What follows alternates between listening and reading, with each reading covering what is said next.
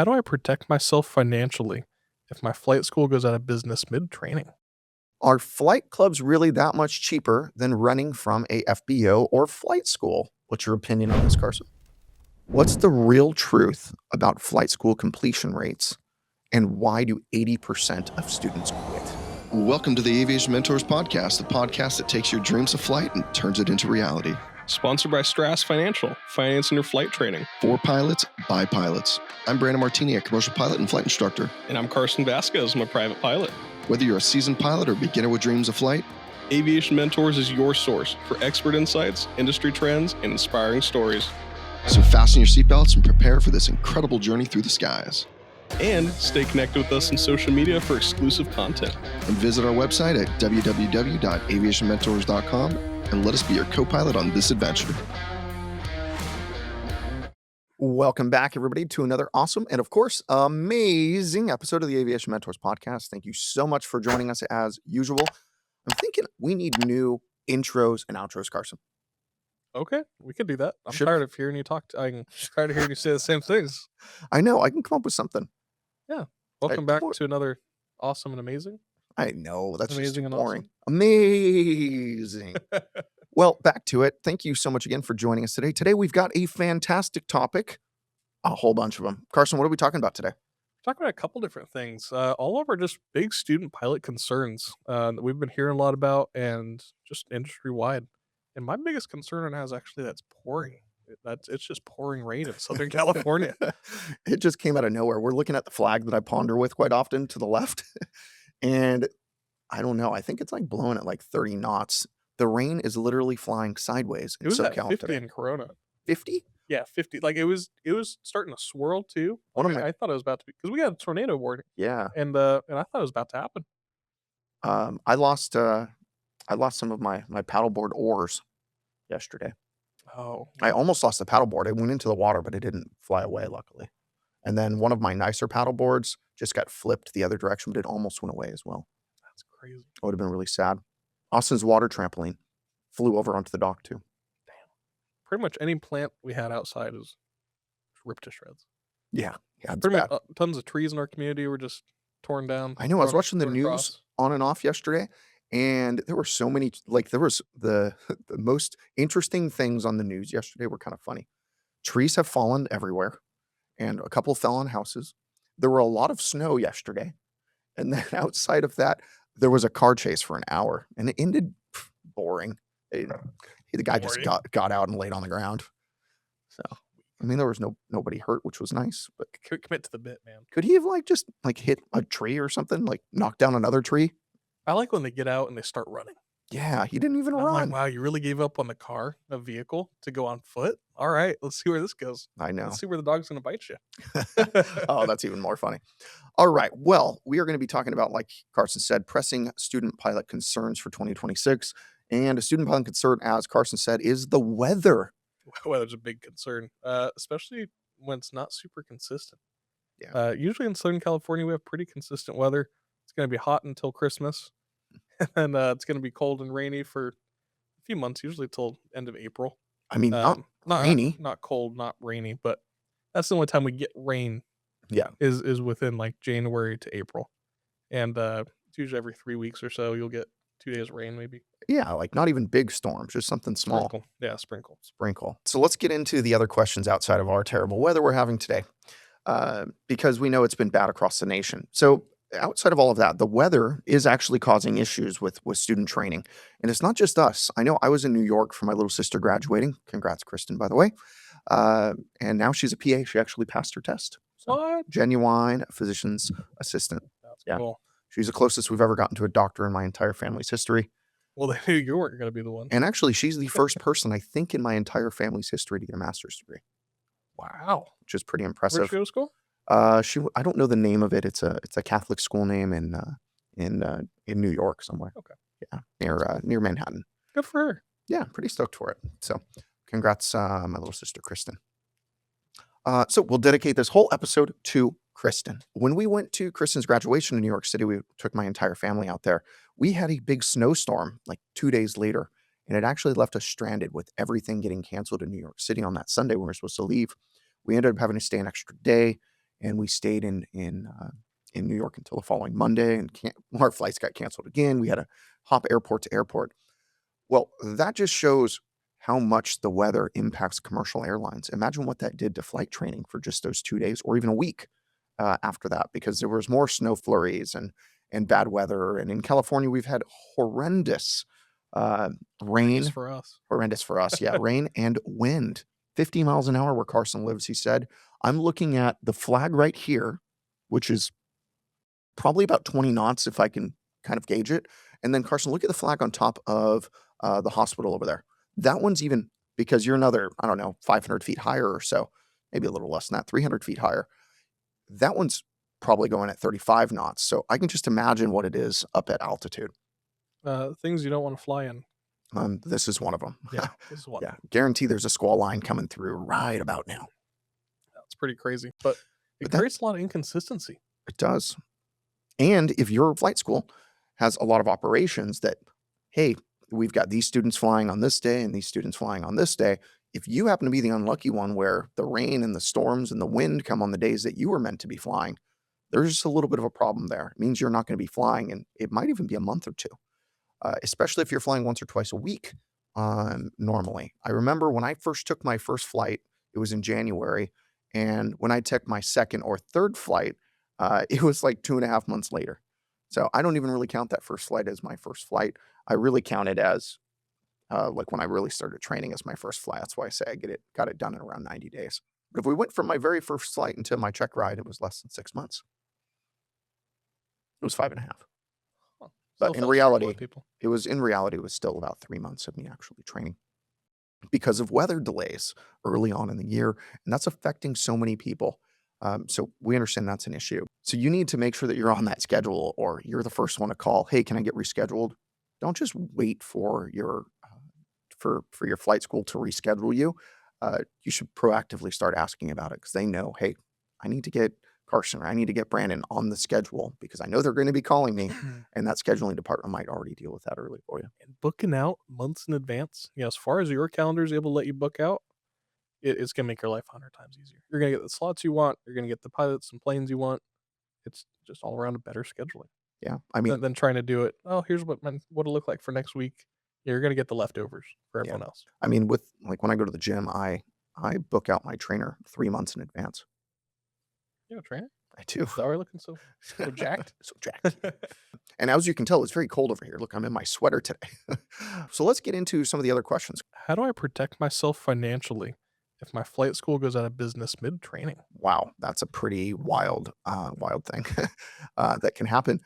But it happened earlier this year, or not this year, late last year. It happened 2025 to a school somewhere in Texas, I think Houston area, I believe. And luckily, we were not partners. Stratus was not partners with that school. We were in conversation with them for almost a year, but I'm really happy that didn't happen. The probability of them not getting onboarded with us was probably because of our processes, and it's to weed out bad schools. So that's actually a really good thing. It means our processes worked well. It weeded out the school that potentially would have been bad. At Stratus, you underwrite all the schools, not just the borrowers and the students. We want to make sure these schools are decent. We can't obviously control their business, but we can look at them from a holistic perspective and kind of give them a rating. Yeah. Based off of our experiences, our opinions, and our knowledge of the industry. Exactly. And that always has to change. So what happens for you to protect yourself financially if your flights go out of business mid-training? What are your thoughts, Carson? Right away, I'd say don't pay for your entire program up front with the school. Bingo. Don't make the $120,000 deposit, take out a loan, and then give the entire thing to them. Yeah, that is not a smart idea. The way we do it at Stratus is it's all hour-based milestones, and it doesn't go to you, it goes to the school, and we have processes to get the money back if anything happens. But and everything's based on it goes in chunks. Yeah, So, but if the school goes out of business, obviously Stratus can't get that money back. It's on the student to sue that school and get the money back, because the student has the contract with the school. Stratus does not. But that's what you should do. The same thing that Stratus does. Stratus pays out in small increments, right? yeah, They pay out. essentially one rating at a time. I mean, It's kind of what it maths out to. yeah, maybe even a little less on certain things, especially a commercial pilot. But basically, it's just chunks of money at a time based on hourly milestones. And I would say that you should do the same exact thing. If a school requires you to pay everything in the first 3 months or something of that nature, I would be really, really wary of that school. That just says, It's not anything bad against the school necessarily, but there's been cases of where it's known that the school will, put that money towards a new plane right away, or they paying off old debt right away, and then that money no longer exists, and they're just chasing their tail down the drain. Yeah, or it could even be that they have they have the same bottom line expenses when it's raining out, right? And if they have those same expenses, that's going to make it really, really hard for them to stay afloat unless they have a lot of cash flow from other ventures or different things like that. So do not give a school all of their money up front. And if they have these milestones where like the entire 120 grand or 80 grand has to be paid in the first 3 months, you need to be really wary of that program. Really wary of that program. It would scare me because especially if they're getting a ton of students and if they don't properly escrow that money, and I'm going to say most schools do not properly escrow money. I know this for a fact. I've looked at a lot of schools. There's a reason why we do what we do. It's to protect the student and to protect us and our investors. You should do the same thing. I would go find another school. I don't care how much your son or daughter want to go to that school because it's the best or their friends go there, all of these other things. Don't let your kids convince you if you were a parent. And kids, don't go and convince your parents over something frivolous. I know that I am working with one of my friends. She really wants to go to John Wayne to go to flight school. And she got pitched on a school at John Wayne. And they were saying how you can get up and out really easily. They have priority over the jets because they get to use a different runway. And they basically told her everything she wanted to hear. I know from experience that is not true. You do not get to be favored over the big commercial airline jets. If you can get fit in and you can take off from that smaller runway and everything works out, sure, that will I happen. think you're less favored, if anything. Yeah, you are less favored for sure. So sometimes your taxi times can be 30 minutes, sometimes more, and you are paying for that on the airplane, whether you like it or not. You're also getting hours for it, but you're paying for it. You are getting hours for it. So maybe if you want to go do that as part of your time building, it's fantastic. But at the beginning of your training, basically for your IFR training and your private pilot training, it is not advantageous whatsoever. A little bit detrimental. Very detrimental. You're going to get the hours towards your commercial anyways. So yes, to Carson's point, sure, I guess maybe it makes sense. But if you want to be one of those rock stars who get their private in 50 hours or less, that's not going to happen at an airport like that. And it's going to be a lot harder for you to learn to train at I believe it's Class Charlie Airport. Right? Yeah. It's a unique experience, though. That's for sure. It is. You're going to get real comfortable real fast with a lot of things. Yeah. So there's some positives and some negatives, but the big negatives, I think, are big drawbacks, especially in the beginning of your training. So I always recommend you going to a smaller airport, preferably one that is towered. So I've recommended to her to go to Fullerton, Chino, or Riverside to complete her training and to find whatever's the best option there. Yeah, all are good. Untired airports, but we've talked about it a few times, and it's funny. You train at untired airport, you're less comfortable with towers. Train at towered airport, more skeptical of untired airports. Very much so. Yeah. So, in other words, don't just fall for the tricks. I'm not even saying they're actually trying to trick you, but don't fall for the sales pitches of certain flight schools. You need to make sure that you kind of look at your own subjective And what you're comfortable with. and what you're That makes comfortable sense. with. And that goes for money and it goes for time. Time is a very valuable resource that you don't really have, right? If it takes you a year longer to get your ratings with this school because of delays with weather or delays with aircraft at the flight school or delays with the tower environment there, you just lost $250,000 to $500,000 in career earnings. Imagine that. That's some crazy math. I remember when Brandon did that math for the first time, trying to map out, Career every earnings. delay in your training and how much it impacted you down the line. Unbelievable. It grows exponentially. Big time. You know what time it is, Carson? What time is it, Brandon? It's time to talk about one of our favorite companies. Which company would that be? Aviation Mentors is excited to be sponsored by the one and only Stratus Financial, dedicated to supporting the next generation of future aviators. Stratus Financial really understands the financial challenges that students face in pursuing their aviation dreams. That's why they offer student loans specifically tailored to aspiring pilots. With competitive rates and flexible repayment plans, Stratus Financial helps take your aviation education to new heights. So go visit their website today at www.stratus.finance. Just to be clear, that is not .com, it's .finance. And embark on your journey towards a sky full of possibilities. Carson, it's time to get back to what we do best. The show. What's the real truth about flight school completion rates, and why do 80% of students quit? It's hard, man. It's hard. It is hard, but I'm going to say I have data that goes against this. And I truly believe that the data points that everyone's using are not real. I think that there's one piece of data that matters more than anything, because I have data that shows 85% of students who have funding already set up complete programs. That is the polar opposite of 80% of students quit.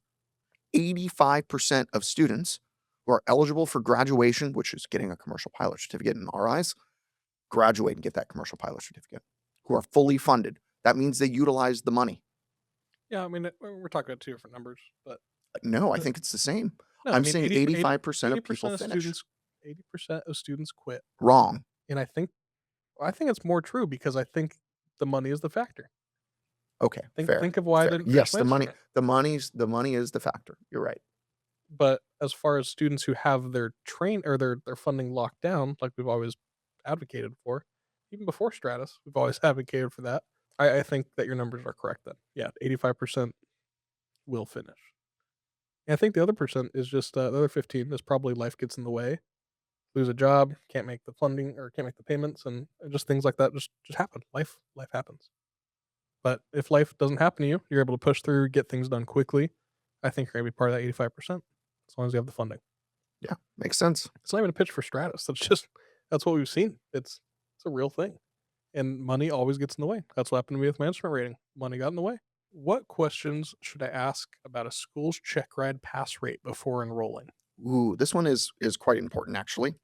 You think so? I do. I would say this is going to determine how well they prepare their students. If you ask, hey, what's your private pilot pass rate? And they say, oh, 50%. You think that's going to be a good school to go to? I mean, everything's 50%. Either you do or you don't. Yeah, I guess so. But no, if it's 5 out of 10 people pass and 5 out of 10 people fail their first check ride, that is not good. But can you differentiate this for me? Because I feel like a lot of the pass rates are more on the CFI than the school as a whole. Kind of. I mean, I know it goes both ways, but Well, how do you break that down? the school really needs to monitor those CFIs and make sure that the CFIs are teaching to the same standards that is expected, especially to Kind of the, syllabus. I mean, they have to be using a syllabi. They need to be teaching to the ACS standards, of course. But that's why 141 schools have stage checks. They're really checking to see if that student is progressing per the syllabus. And the only way that you can check on that is, and that's kind of how you can test out and make sure that your CFIs are doing everything correctly. So is this just an advocacy for syllabi or for stage checks? A little bit of both. I think that if you're using both of those things, you will have a higher pass rate. Just in Oh yeah, you're gonna just fail fail early. yeah, you're gonna fail early. They'll catch the mistakes early on, rather than a very expensive $800 to $1,200 day. Yeah, and there's also a reason why Part 141 flight schools exist. It's because they have certain pass rates. So if you do go to a school that has a Part 141 certificate, you can expect a better version of flight training at that school.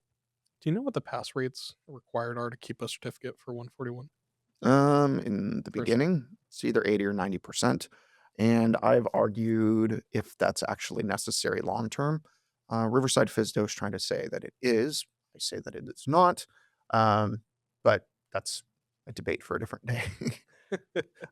I've read a bunch of regulations and then they quoted one to me, and I'm like, well, I see where you're coming from on this, but that's not what the regulation says. That's what your interpretation says. And it's your interpretation, not a actual letter of interpretation from the FAA. So I know I'm getting a little too in the weeds. You get high blood pressure right now? Yeah, it's going up I right feel now. it. Yeah. Are flight clubs really that much cheaper than running from a FBO or flight school? What's your opinion on this, Carson? I'm gonna abstain. I don't really know that much about flight clubs. I know we've talked about them before, and we've gone somewhat into the pricing, but I know you've been a part of them, so I'd rather have you answer that. Perfect. So flight clubs, it's not Fight Club, guys. There's not one way in, So one we way can out. talk about We can talk about it. it. Are you part of the flight club? Speaking of flight club, have you ever been to the dark place called Flight Club? I They've got think- one in Vegas. Yeah, They've you got took one in pictures London. to the I one think in I'm probably Vegas. That was too. cool. Yeah. I love that place. So if you've never been to Flight Club, you should go check it out. It's like indoor virtual darts. It's like Top like Golf, for- but with darts. Yeah. So it's much fun. cool. It's I cool. love it. It's a blast. Okay, so but an actual flying club, are they that much cheaper? They have the ability to be cheaper. And this is because there's so many people paying into it that don't use it. If you're in a new flight club, it probably isn't that much cheaper. Especially if it's a new flight club, they have to buy the aircraft. So there's probably a higher buy-in. So you're really owning a bigger portion of the aircraft, right? When you're in a flight club that's got quite a few aircraft and it's been well established and basically they have giant pools of money they've already set aside. Yes, it's a possibility because now all the maintenance is kind of already covered long term. And your dues and everybody else's dues is taking care of that maintenance. So you're really just paying for the gas and then a small rental fee to keep the aircraft like up to date with new avionics and nice interior and all these other things. Like a new G1000. You cannot sell G1000s and not certified for that airplane. Carson, I thought we already talked about that on a previous Talked episode. about it in every episode. Not every episode. So but- for like the last 10 episodes, every other episode. Oh, well, keep it going. So the answer is it depends. You really need to do a cost analysis on it. Also do an analysis on what the aircraft are when they are available, because that also makes a big difference. Interesting. It's very interesting, Carson. And I've seen some that are very expensive buy-in and rental, but you're getting access to some sweet planes, like all Cirrus Vision Jets and Diamonds, and I know it's pretty rad. not for me. Why? Because you can't afford it? Yeah. Mm. No, I just don't like the planes. They're not. I'd rather have a good Cessna 172. Yeah, makes sense. Do you want a fidget toy? Do you need a fidget toy? Because we're Just the same thing. we're both like just to this while we talk all the time. That is kind of funny. By the way, if you can't see this because you're watching, we have these These braided. braided, what do you call this? Things to our headphones that kind of make it clear. And they just supposed to stay there, but I don't like having my hands go up in the air like I'm putting right now. So I just always just mess with the braided cord all the time. And I guess Carson's doing the same exact thing. I didn't even realize he did it too. I looked over and I was like, huh, yeah, this is pretty twisted up. It's not twisted up. It's perfect. Not twisted at all. Yeah, look at Look at that. All right. So next one, I'm going to ask this question because it's an issue right now, and I'll explain the issue, and then Carson, you can tell me what you think the answer should be. What is the best way to handle CFI turnover when I keep losing instructors to the airlines? Guess what, everybody? This has not been a problem for the past year and a half. But you know what it's going to be? It's going to be a problem in 2026. And you're hearing it first on Aviation Mentors. First source for news. That was terrible. So what's the best way to handle CFI turnover? Well, I'll tell you this. Several years ago, this was a major issue. Actually, 2017, 2018, 2019. I knew someone who they couldn't finish their private with one instructor. They had like 6 or 7 It was bad. because it was just you got hands off There- and the next one, yeah, the for a next reason, one, Austin. the next one. Austin. I'm Carson. 6 I'm or not your 7. son. Oh, my that's bad. pretty funny. No, but they just I did not. I don't think like that. They got 7 or 8. How about that? Different instructors. Much better. And it was just back to back. Like they could not finish their training. It was kind of funny after the fact, but it was really upsetting. And she was not happy about it. No, Not happy. this person's name start with an E. Yeah. No, I know who it was. No, she wasn't. And I think I saw her on the cameras the other day. I think she was at the school again. So hopefully that's she's cool. flying some more. But the best way to handle the CFI turnover is to ask the instructors when you first get them how many hours they have. If they tell you I've got 1,400 hours and I've even as of right now, somebody can tell you I've got 1,800 or 2,000 hours because that's happened in our industry for the past year and a half. Ask the instructors how many hours they have. And if they've got, I don't know, 400 or 500, that is the best instructor for you to get. That's the sweet spot. You guys are going to grow together. Yep. They've already learned some lessons for 250 hours after getting their CFI. Yeah. I mean, they're a safe pilot because they made it that far. But, new instructors, people are skeptical of them sometimes. And I've seen the growing in the first just 2 months, at most 2 months, of a new instructor. And that's really all it takes for them. And typically, a flight school is going to put them with commercial pilots, someone who's pretty equal to them just without a CFI. Typically. Yeah. I mean, they try. That's a good practice. But around 400, 500 hours, they're ready and they're going to be knowledgeable. Regardless, pilot's going to be knowledgeable, but they're going to have some ability to teach. And you guys are going to grow together. They're not going to leave you. They're probably going to get their double I, because that's what happened to me. Go get their double I, and then start you with instrument too. Yeah, it's fantastic. You should do that. That's the best way. Now, if your flight school just has all instructors that have Or high if they hours, just put you with whoever they put you with. But yeah. I mean, if everyone's got high hours or something like that, then I would pick the oldest person there who's not going to an airline. Ask them what their career flight intentions are. instructors. There's a bunch of them out there, and they can make okay money, or it's their second career. They just do it for the passion, love of the game. Exactly. I would go for something like that. Yeah. I'm thinking Eric. Eric was just Yeah. knowledgeable. He's fantastic. He's still there, and it's nice. Well, thank you so much, everybody, for listening to us today. As always, if you'd like to reach us, you should have our emails by now. Reach us on our emails, or reach us on LinkedIn. That's the best place to talk with us, especially if you want to keep up to date with everything going on. Don't forget to hit like, follow, subscribe on every streaming or listening platform you're listening or watching us on. It really helps us grow the aviation community and also helps us grow the podcast. So thank you again. Thank you, everyone. And as we wrap up for the day, remember, we're here to guide you in your aviation journey. So fly safe and enjoy the ride. See you.